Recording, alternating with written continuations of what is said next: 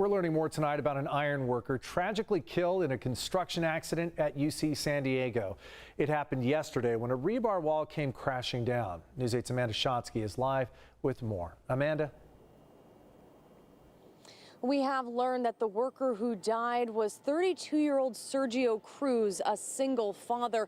He was here helping to build a new portion of the UCSD campus when tragedy struck. Construction worker Sergio Cruz is pictured here smiling on the job. Those who knew him say he was a hard worker. Unfortunately, it was an accident at work that ended his life. The 32-year-old was at a construction site at UCSD Thursday morning when a rebar wall collapsed, crashing down on 4 people. Cruz was struck in the head, suffering severe injuries.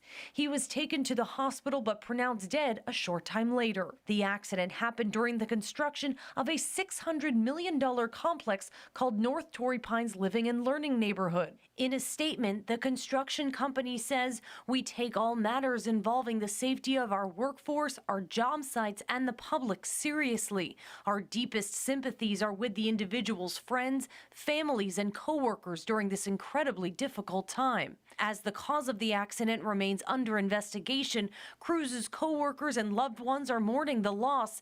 In a tweet, the San Diego County Building and Construction Trades Council posted in memory of Sergio Cruz, who lost his life at a worksite accident. Rest in peace, brother.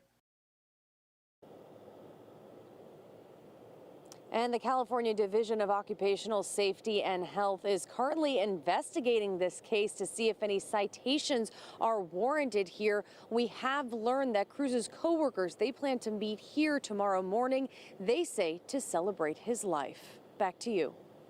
Thanks, Amanda.